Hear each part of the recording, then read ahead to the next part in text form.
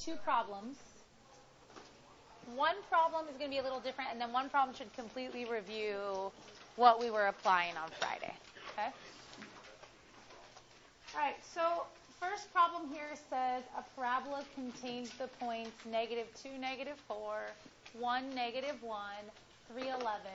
What is the equation of the parabola in standard form? Okay? So first of all, how do we answer this problem? What is an equation in standard form? What does that generally look like? Yeah. Okay, so we're trying to get to this point where we can answer this question.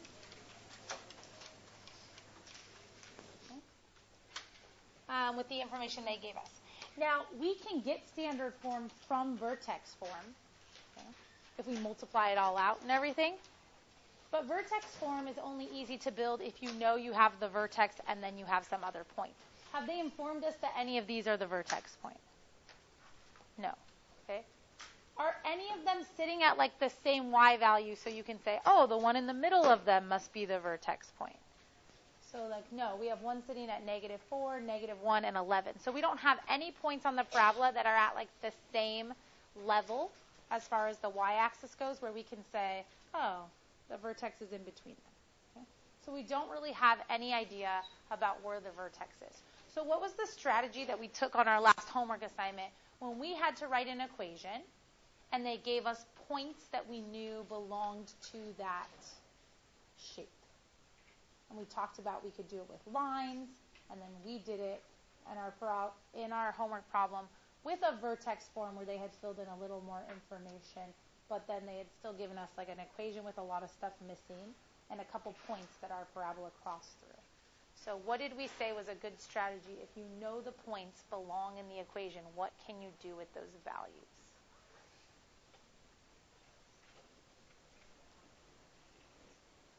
So if you know -2, -4 belongs to some equation where y equals ax squared plus bx plus c, what can you do with -2, -4? Good. Okay. We can plug it in, right? So remember we said this. Whenever we're trying to build an equation and they've told us that these points belong to this equation, we can plug in those points. But in this case, so when we plug in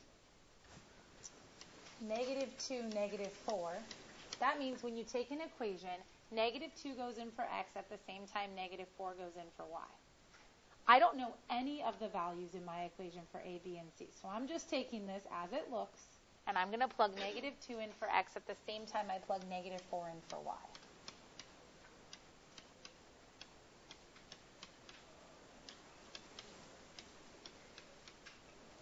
So then I get here -4 equals 4a minus 2b plus c. That was helpful. I have a better relationship now between a, b, and c than I had before because I didn't have any numbers. But does this on its own tell you the value of a or of b or of c? No. Okay? So like Samantha said, we have to actually go and then build a system.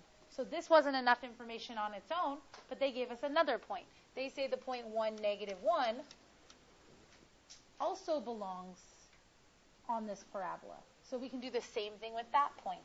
-1 is y when 1 is x.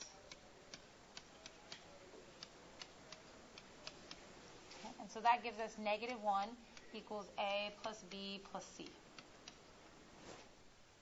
Again, that on its own, not a solvable equation. Is this equation and the last equation together enough to solve for a, b, and c? No. If we only had a's and b's, that would be great, right? But this is basically 3 unknowns, which means I need a system of 3 equations. That's probably why they gave us a third point, right? So my third point plugged into the equation would look like this.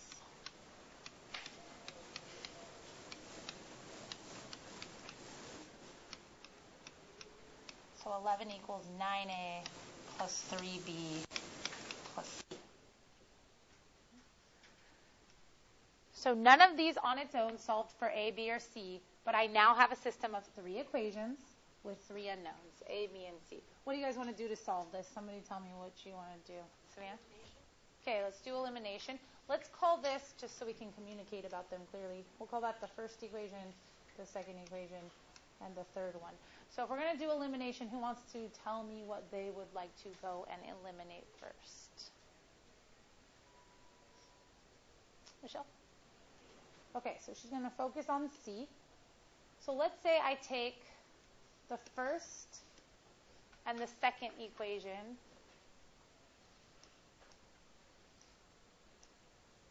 and combine them to eliminate them, but I'll take the opposite of the second equation, okay? Like I'll turn everything opposite of what it is, multiply everything by -1 to get the c's to cancel out. So I'll have -4 equals 4a minus 2b plus c. And I'm going to combine that with +1, because remember I'm taking the opposite of everything, -a, -b, -c. So, as she predicted, my c's will cancel that way. So I'm going to have -3 equals 3a minus 3b. Okay. That's better, but now I need another equation that just has a and b in order to use that one. Savannah? Then do elimination with 2 and 3. Sure. I'll do elimination with 2 and 3, and I'll do the same thing. I'll take 3, and I'll combine it with 2, but again, I'll just use the opposite of 2. Okay? So I'm going to take 3 just as it is, and I'm going to use the opposite of 2. So again, as she said, that will eliminate my c's, and I'll have 12 equals 8a plus 2b. So now, these two equations can form a new system, a smaller system of equations, where I just have variables a and b. So what do you guys want to do now? I see you, Savannah. The rest of them need to think too. All right, so what do we want to do? Someone new that hasn't talked to us. How are we going to finish this? We could multiply equation 1 by 4.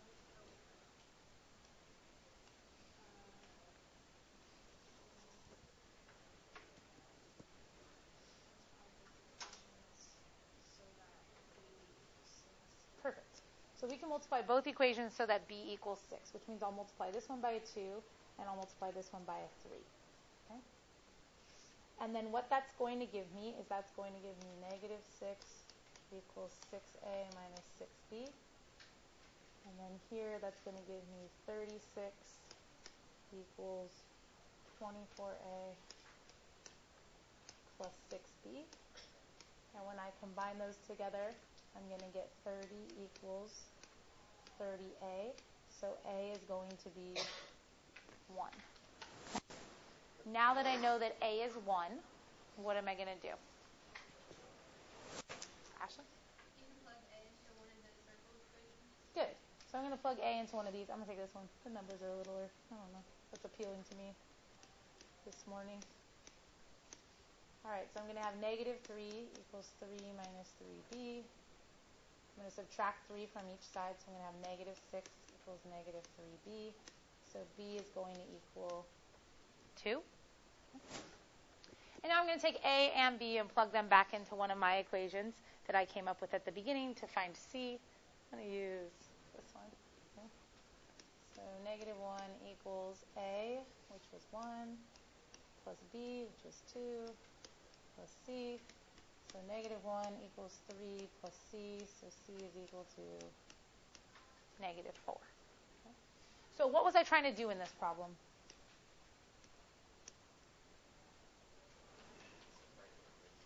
Find a, b, and c to write the equation, right, in standard form. So my final answer is that y is going to equal, okay, a, which is 1, so I don't need to write that if I don't want to, x squared, plus b, which is 2, times x, plus c, which is -4. So I claim that this is the equation of the parabola that would cross through -2, -4, 1, -1, and 3, 11. Okay? How could I check if I was right? I could graph it, okay? So we could use our graphing skills. We could graph this, and we should see it pass through those 3 points. What else? Savannah? Good.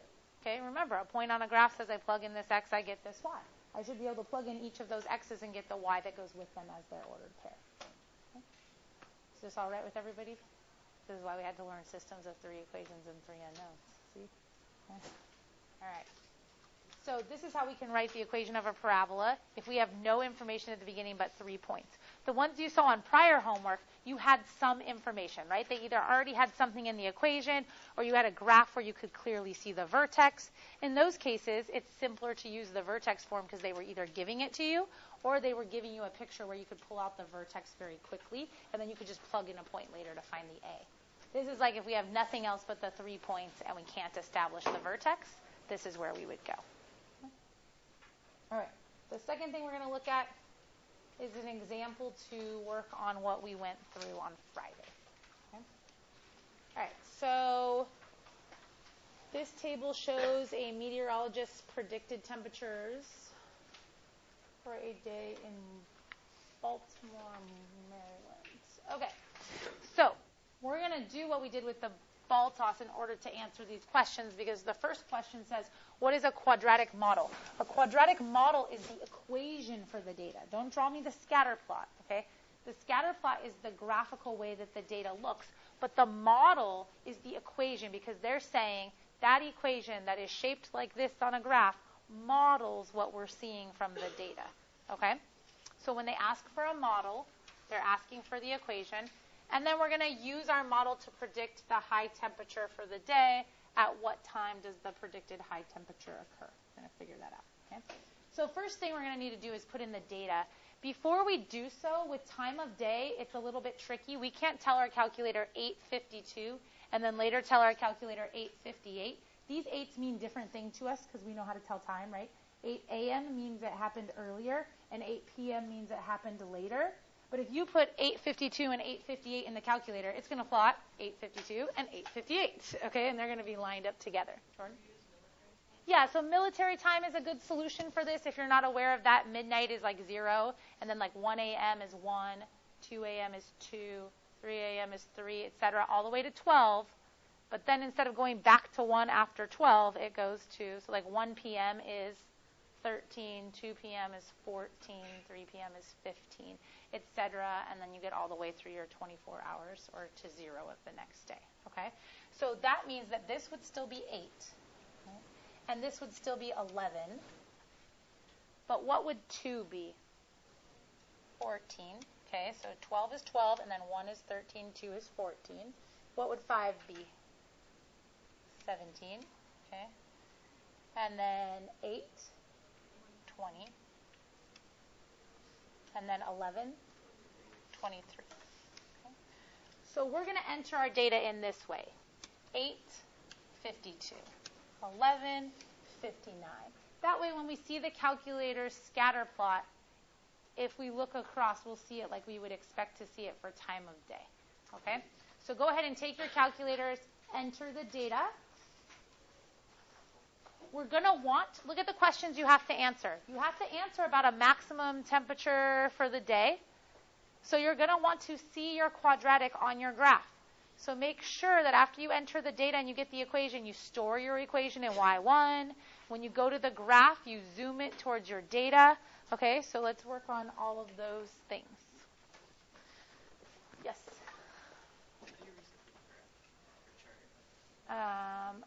What do you mean reset the chart? Enter new data? Kenny, do you mean enter new data? Well, it has just X. There's no, Okay, so you're not looking in the right part for your data. You're looking at like table or something. Remember, for this data, you need to go into stat edit. Did you do that? Yeah. Okay, to clear, let me see where you're. And there's no Okay, so we don't want a Y1 right now, but to get there, just do this with me first. Quit where you are, so just second quit. Okay? So first go to stat. Is this the button you push to get there? Push stat and push edit. So they shouldn't be called X and Y. They should be called things like L1, L2, L3. Do you see that? Okay, now if there's things in there that I don't want, I scroll all the way to the top on L1 or L2, and I press clear and I press enter. Okay? Table in your calculator is a different thing than the list that we enter data in. Okay? So I'm going to clear out those lists, and then I'm going to go ahead and enter our data. I had to take a picture of it so that I would have it. So, yes.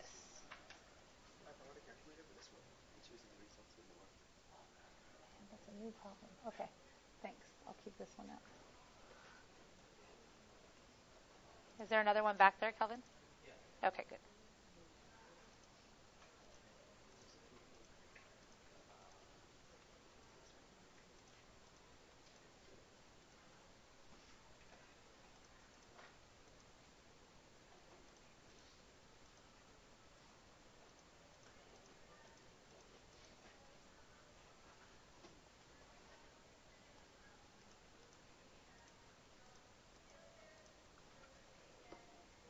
All right, any issues with our data?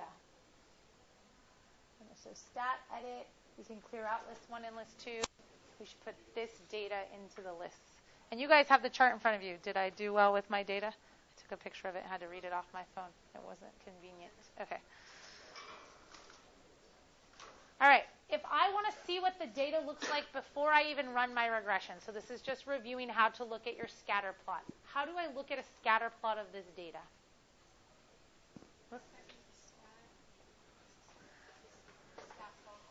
Good.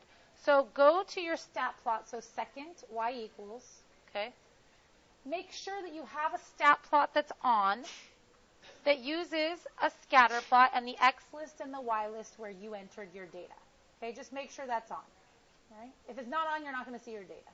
Okay, so it has to be turned on. It has to say scatter plot, x list, y list, L1, L2. And then we can quit. Okay. Now, if I want to find the regression equation, how am I going to do that? Danny? Good. Good. So stat calc, but this time what kind of regression are we going to get for it? A quadratic. Now in this problem, they specifically asked us, what is the quadratic model for the data? If you were making your own decision, you would have gone and looked at the scatter plot before you decided what you wanted to model the data, right? Does it look more like a line? Does it look more like a quadratic? Later on, we'll learn some other shapes. So we're going to choose choice 5 in this case, quadratic regression. Now remember, some of you have the newer software, so your screen right now says X list, L1, Y list, L2, okay? So you have those things. The frequency one, just leave it blank, but you want to put Y1 or Y something right after the prompt that says store reg EQ, okay? You want to type right there Y1 or Y whatever else it is that you're looking for. Those of you that have the older software like me, we're just supposed to know what the calculator wants to know. It wants to know L1, comma, L2, and then an extra comma if you want to store it somewhere, which I do. I want to store it in Y1. So everybody that needs to type Y1 that doesn't know how to get it, whether you're getting it to put it at that prompt where it says store reg EQ or you're getting to put it where I am right now, you're going to go to the vars button, okay? Right here next to the clear button. Arrow over to yvars, enter on function, and then you can pick whichever one you would like. I'm just going to pick Y1. Okay? And then I'm going to press enter. I should now get my regression equation. Okay? And I should have it stored, and we'll go look at our graph in a minute to see. Okay? So, look at your regression equation. Look at what it's telling you. It's telling your A, your B, and your C value. And if we look back at what our question was asking us in our note guide, we were asked, what is the quadratic model for this data? That means what's the quadratic equation that best fits the data? Round the numerical values to the nearest hundredth. So we'll use what the calculator says and go to the nearest hundredth. So the Y value was negative 0.16. So that's the coefficient of x squared. Sorry, that's the A value. The B value is 5.14. That's the coefficient of x. And the C value, which is the constant at the end, was 21.597. So that would round up to 21.60. So this would be our equation that models the data the best. Okay. So that's nothing different than what we did with your ball toss information. Now, to use my model to make some predictions, I want to be able to look at the graph and see which part of the graph they're really talking about. So here they're saying use your model to predict the high temperature for the day. What does this parabola look like, just by some key things that you can see in the equation? Good, it's facing down. Okay, so whatever this parabola looks like, it's going to go something like this. So when they ask me, what's the predicted high temperature for the day, what am I really looking for on my parabola when I'm looking for that, Sean? Good, the maximum, okay? And then remember, our maximum is an x, y ordered pair. And in our problem, what did x represent? Time. And then y represented the temperature. So when they say, what's the predicted high temperature for the day, at what time does the predicted high temperature occur? To answer the first question, I need the y value. This is the high temperature. To answer the second question, I need the x value and say it's predicted to happen at this time. Okay, so we want to go to our calculator and have it do it for us. We could do a vertex calculation on this with the help of the calculator, like negative b over 2a, right, to help us find the vertex. So we could do it that way, all right? We totally can. But we're going to, since we've been practicing the calculator keystrokes, we're going to go do it off of there. So if I'm going to look at my graph, we've already turned on our stat plot. We already got our regression equation and stored it. Now I just need to make sure that when I go to my graph, it's zoomed properly for me to see the data with the model going through it. So what do I need to do before I go to my graph to make sure I see the right window?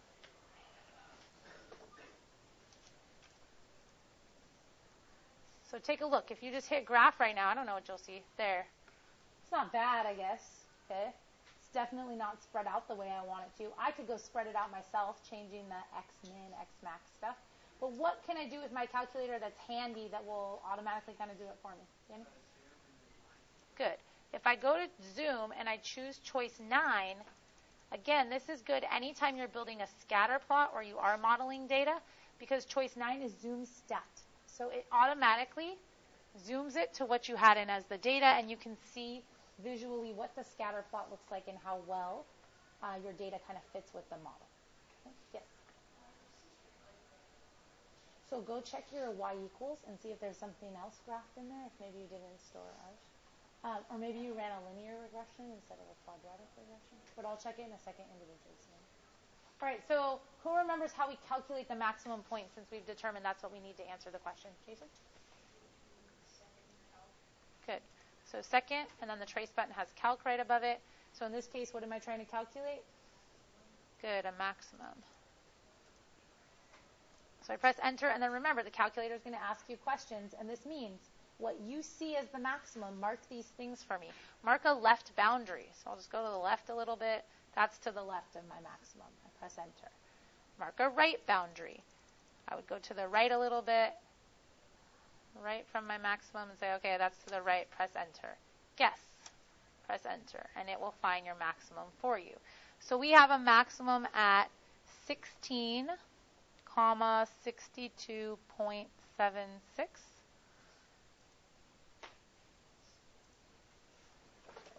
So our maximum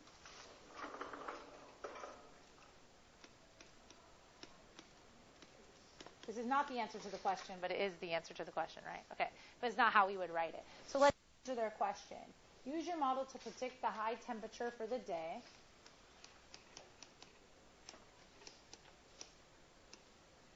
So what would be the predicted high temperature for the day? 62.76. Okay. And then it says, at what time does that predicted temperature occur? When does that occur at? At 4. Okay. There's at 16, but remember we were using military time. 16 is 4 after 12, so we're looking at 4 p.m. Okay. So again, this is just reviewing the same types of things that we asked about the ball question. You guys know how to find intercepts. You know that the y-intercept is kind of where at time 0, okay, in this case, for us, it was when the ball person let go of the ball, okay, that kind of stuff. Any questions about this? Yeah, good. Okay, I'll look at yours individually. Was there any other differences like that? Okay. All right. So are we okay with the general idea? Yeah, more? Right, but remember that so I get, I see a higher predicted temperature. But remember, the predicted temperatures aren't following the exact path. They're kind of scattered, right? It's just like if I predicted someone would wear a certain shoe size given a certain height. I could make a decent prediction. Will there be people that fall short or are above my prediction? Absolutely, because that's real life data and it's scattered. But if I want to make an even close to accurate prediction, should I use the one person I know that's this tall, or should I look at a big group of data of people of all different sizes, find the line that best fits, and use the line to make my prediction? I should do that, right? But that doesn't mean I'm not going to know an example that's not true of that. So when we make a model, we're using our model because it is the best path that we can see that these objects follow in general. But that doesn't mean that your data is going to line up perfectly on them. Okay? But after you've got a model, you use your model to answer all of the questions.